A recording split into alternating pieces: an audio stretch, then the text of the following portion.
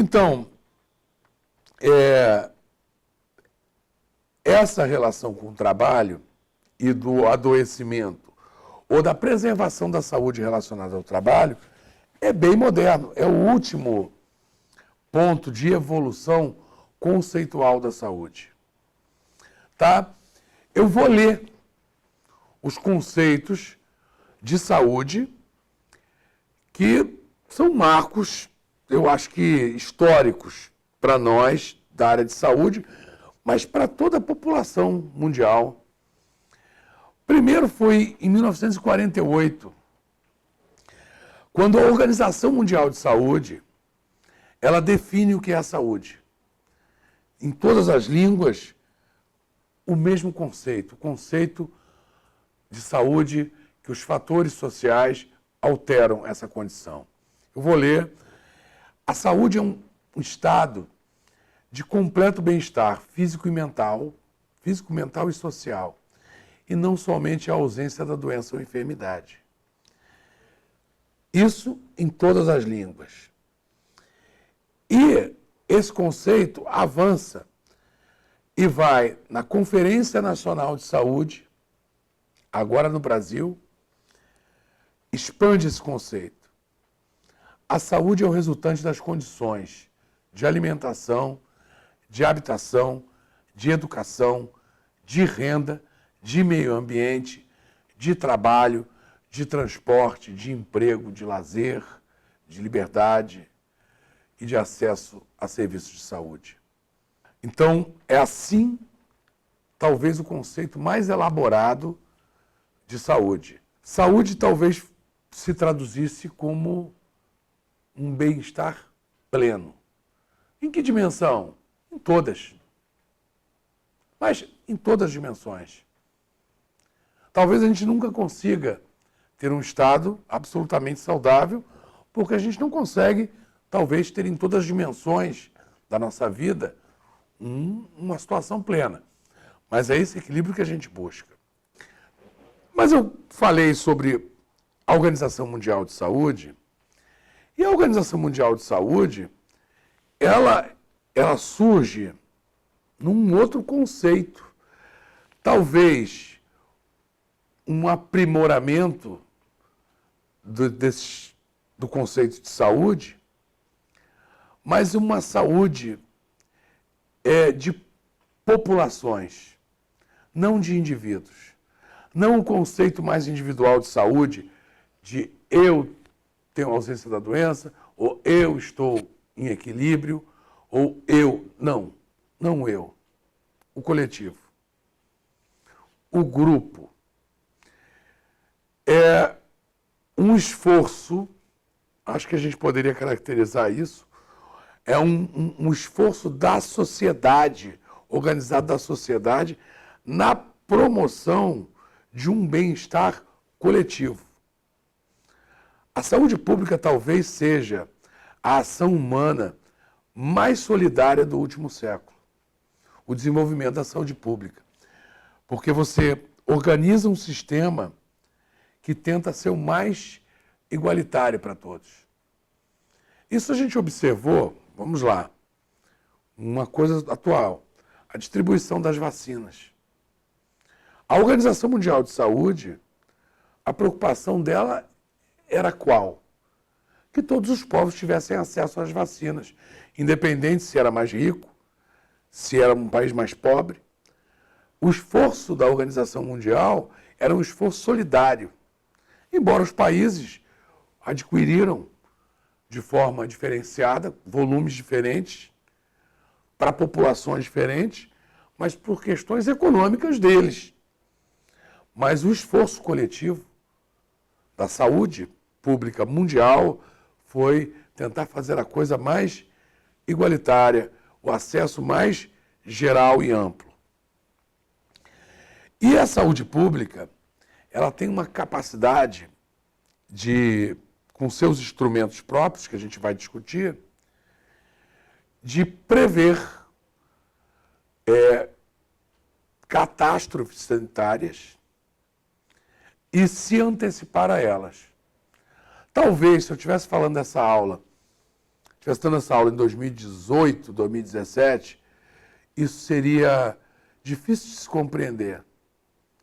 Mas em 2022, onde nós passamos por uma pandemia, uma doença infecciosa de abrangência mundial, o papel dessa saúde pública na organização das ações, no uso das máscaras, dos cuidados não farmacológicos, isso tudo emanava dessa organização que pensa saúde pública, que pensa saúde coletiva.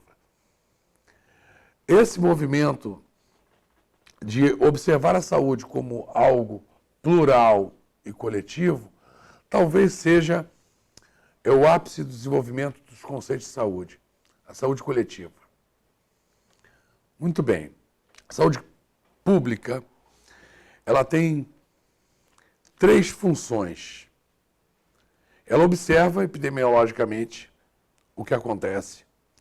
Então, a gente está observando essa semana a varíola do macaco. Eles estão observando. Se eu observo algum caso aqui no Brasil, o outro observa algum caso num país europeu, o outro num país asiático, o outro num país africano. Quem observa todos esses dados e como que esse agravo à saúde está se colocando como ameaça coletiva ou não, é a Organização Mundial de Saúde através das suas ferramentas epidemiológicas.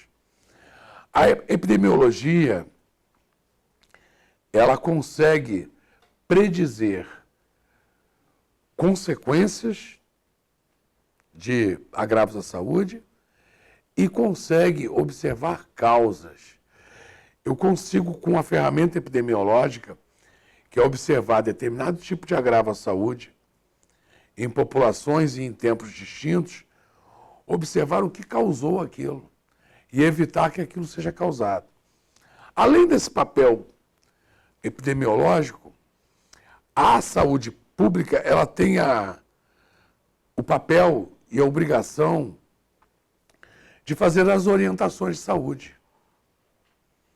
Eu não posso, em hipótese nenhuma, ter uma organização de saúde que descarte as orientações de saúde mais básicas. Infelizmente, a gente não está vivendo um tempo bom na promoção de saúde. Não sei se por questões ideológicas, econômicas ou políticas. Mas o fato é, nos últimos 4 anos, eu não observei, e nenhum de vocês vai ter observado, uma campanha governamental organizada em prol das vacinas. Isso tem feito ressurgir doenças como sarampo, doenças que já estavam erradicadas. Isso não é um favor, é a obrigação da saúde pública.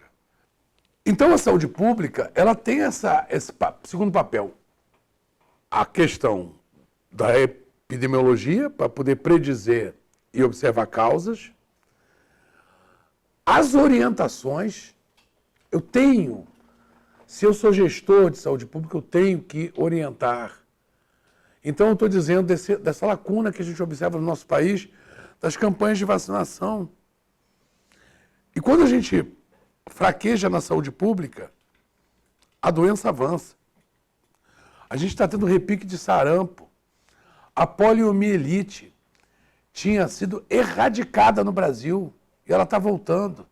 Obviamente que também existe aí alguma coisa de um movimento internacional que está dificultando isso. Mas, enquanto saúde pública, eu não posso me preocupar com o pensamento de cada um. Temos que fazer a nossa função, e é orientar. E, finalmente, o terceiro pilar, ou o terceiro vetor, que organiza a saúde pública, que caracteriza a saúde pública, que é a organização do serviço de saúde, tanto curativo quanto preventivo. Eu tenho que fazer as campanhas de prevenção à doença cardiovascular, eu tenho que fazer as campanhas antitabagismo, eu preciso desenvolver e organizar o serviço de saúde para tratar doenças metabólicas como diabetes, como a hipertensão. Isso faz parte da saúde pública. Então, o nosso conceito mais elaborado de saúde é a saúde pública, a manifestação da saúde pública que se dá nesse tripé: epidemiologia, orientação e organização de saúde. E assim a saúde pública se monta e se manifesta. A gente viu de uma forma espetacular este papel no contexto mundial. O que a Organização Mundial de Saúde fez? Ela usou os três elementos que compõem a saúde pública da melhor forma possível, com todas as diferenças entre as nações. Infelizmente, mesmo a Organização Mundial de Saúde não é uma unanimidade, né? Infelizmente. Muito bem. E no Brasil? Como é que nós, aqui, essa relação de saúde pública, ela funciona no Brasil?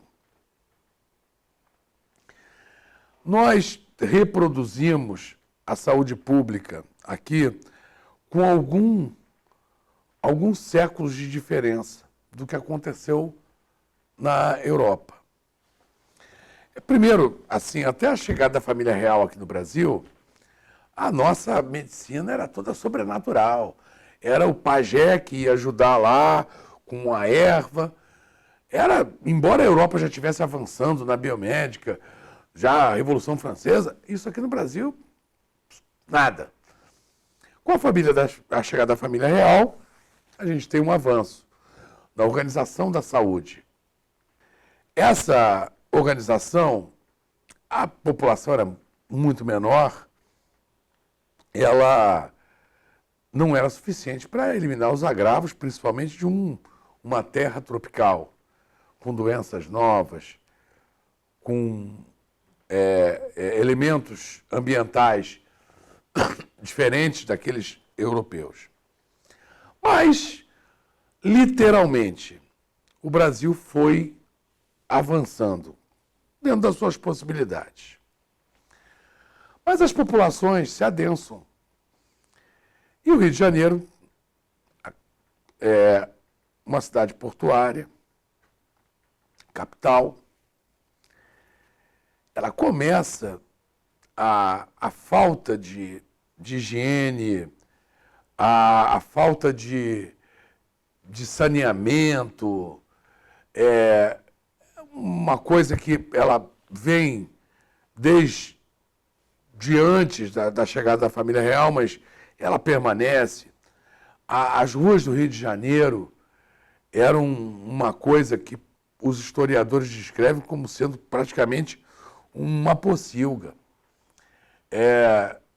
Os excrementos humanos eram jogados pela janela, né? Inclusive, teve que ter uma lei do vai-água para evitar que eu estivesse arremessando o conteúdo do meu pinico quando alguma pessoa estivesse passando. Então, eu precisava, por lei, gritar, vai água, e fazer isso. Então, vocês imaginem todas as pessoas depositando os seus dejetos na rua, aquilo ficava insuportável, um cheiro insuportável no calor. O poder público vinha, jogava a terra em cima, e por isso que as casas eram mais altas. A gente ia aterrando a cidade. E isso foi só piorando. Chega no início em 1900, a situação do Rio de Janeiro era tão caótica, do ponto de vista sanitário, que os navios vendiam passagens mais caras, prometendo que eles não passariam pelo Brasil. O nosso cruzeiro, nossa viagem para a Argentina não inclui a passagem pelo Brasil, era mais caro. porque aqui era assim o inferno que o europeu imaginava do ponto de vista sanitário. A gente tinha a varíola atacando a população de uma forma descontrolada. A gente tinha a peste bubônica, que era uma coisa lá do século passado, aqui no Rio de Janeiro. A gente tinha febre amarela e a gente tinha dengue. A gente tinha, imaginem, 4 ou 5 epidemias juntas ao mesmo tempo. Numa cidade com condições de saúde absolutamente precárias. Isso ficou tão, assim, por mais que a descrição das palavras seja forte, é algo tão distante da realidade do que acontecia naquele momento, que o comércio brasileiro começa a ser impactado. Os países querem parar de trazer seus navios para cá. Aí, então, o poder público ele tem que tomar uma decisão. E isso aqui, assim, o Rio de Janeiro era visto como um poço de doenças para todas as outras nações. E o poder público não poderia tolerar isso, porque impactava de forma significativa a economia. Então, o presidente da República nomeia Oswaldo Cruz como um sanitarista quase que interventor. E aí as medidas sanitárias são dramáticas. Vacinação compulsória.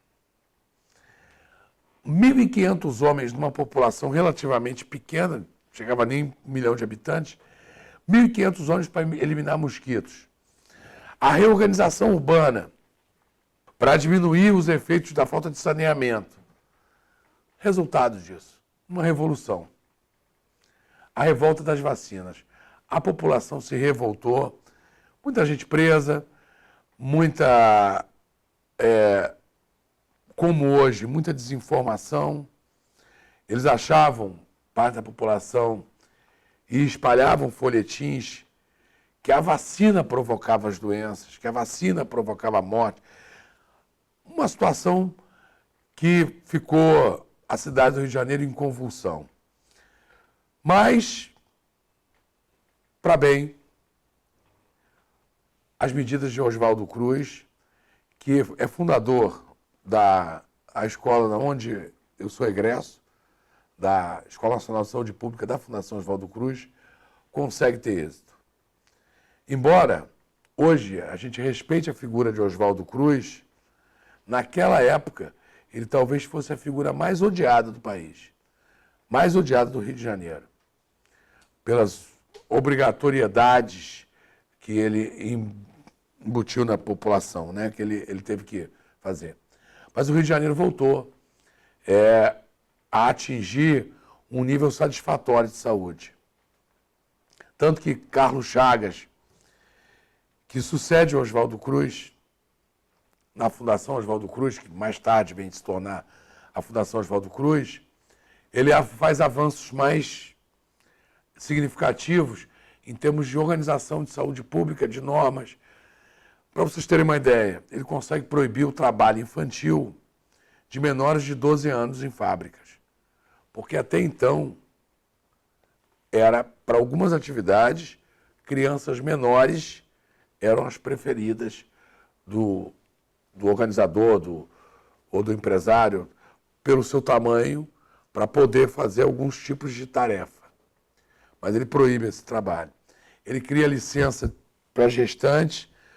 Antes, a gestante trabalhava literalmente até parir o filho. E mais, evita que as pessoas trabalhem até a morte. E cria a primeira estrutura de previdência para aposentar as pessoas. Tá? Isso foi na década de 20. Em 1920, ou seja, muito tempo depois do que já estava acontecendo na Europa. alguns marcos para a gente ver como que a gente tem um atraso, um delay em relação ao desenvolvimento da saúde pública no Brasil e no mundo. Em 1950 só é criado o Ministério da Saúde, que é uma organização para cuidar da saúde pública. Em 1966 é criado o INPS, o Instituto Nacional de Previdência Social. As pessoas podiam descansar no final da vida. Eu poderia me aposentar. Antes disso, ou você trabalhava até morrer, ou esperava que algum dos seus filhos ou parentes o sustentassem quando você não tivesse mais capacidade laboral. Isso em 1966, gente. Tá? O pessoal já estava mandando gente para a Lua, se preparando para mandar gente para a Lua, e a gente estava garantindo que o cara não morresse trabalhando. Em 1978, surge o INAMPS, que é não só a previdência para a aposentadoria, mas a primeira organização para tratar a saúde. Era os hospitais públicos. Surge o INAMPS. Hoje a gente vê o hospital público, reclama, tem dificuldades, mas é uma realidade. E naquela época não era. E o mais impressionante, aí eu provavelmente estou falando com a década que a maior parte dos interlocutores vai ter nascido. Na década de 80, já país com a redemocratização em curso, na década de 80, nós tínhamos 40 milhões de brasileiros numa população de 120 que não tinham acesso nenhum à saúde. Não tinham acesso à saúde. Desses 120 milhões de habitantes, 50% desses habitantes, isso na década de 80, tinham deficiências nutricionais. A nossa mortalidade infantil era de 80 mortos para cada 1.000 nascidos vivos. É quase que de um país africano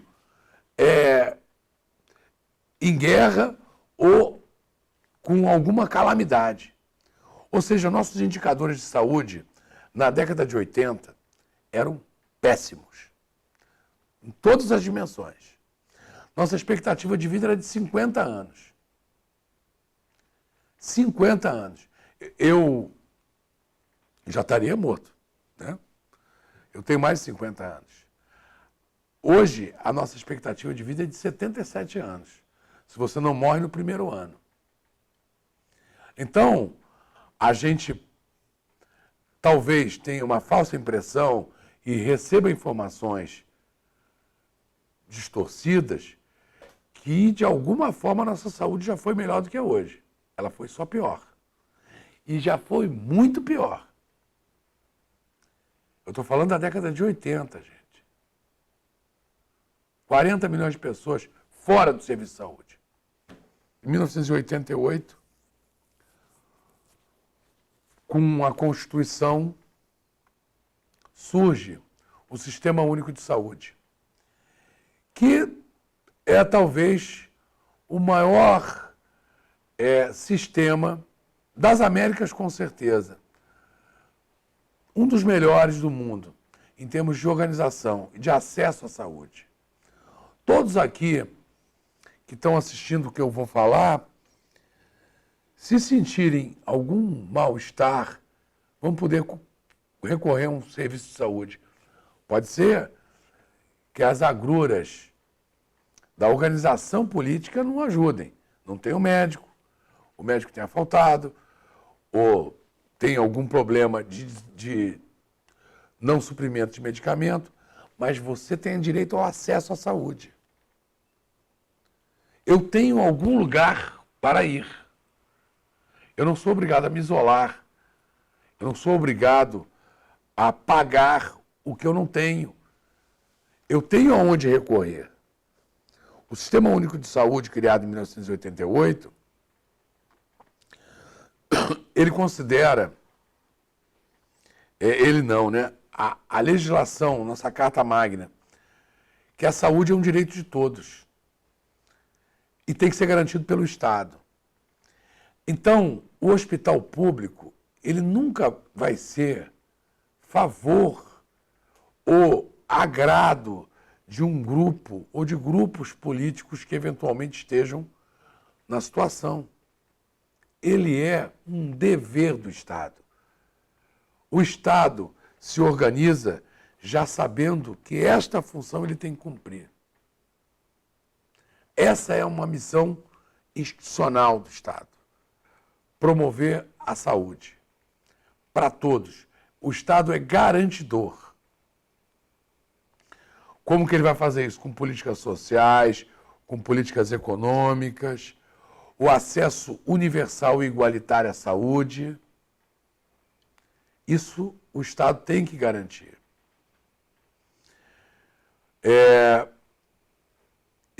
No material que vocês vão receber, tem a legislação específica para isso, né? O conceito que orienta o SUS da universalidade, equidade, integralidade. Eu tenho que tratar desiguais de forma desigual para poder tratar com cuidado igual. Eu preciso equilibrar entre desiguais as oportunidades de sobrevivência. Então eu preciso cuidar talvez com mais atenção do que é menos assistido. Esse é o princípio da equidade. De fato, eu preciso gastar mais com quem menos tem, para garantir um exercício equilibrado e igual de oportunidade à saúde. Todos têm direito à saúde. Todos no nosso país têm direito à saúde. E um conceito que é o da integralidade, que é o conceito moderno de saúde. O Estado precisa prover não somente as condições de cura ou a prevenção direta, mas eu preciso que o Estado desenvolva o saneamento básico, o Estado desenvolva as condições de mobilidade, de tal forma que eu possa, no conjunto, desenvolver as condições de saúde, uma condição de equilíbrio global. Bom, o SUS ainda apresenta desafios, tem alguns, a expansão do serviço precisa se expandir, de infraestrutura, a gente precisa diminuir mais a mortalidade infantil, tratar doenças como o HIV de forma importante, a tentar reduzir ao mínimo o dano ou erradicá-la. Programa de controle de tuberculose, que é uma doença que permanece. A gente tem zonas endêmicas no Rio de Janeiro de tuberculose. E fazer a expectativa de vida aumentar. São desafios do SUS. Na próxima aula, a gente vai falar sobre como que nós podemos entender a saúde na nossa vida e auxiliar a autopromoção da saúde. Não é difícil. Isso a gente pensou em algum tempo, os profissionais de saúde, que era difícil. Mas nada tem salvo mais mulheres do câncer de mama quanto o autoexame. Conhecer os determinantes de saúde nos protege. Tá? Bom, é por aqui que a gente termina nossa aula de hoje. Muito obrigado pela atenção de vocês.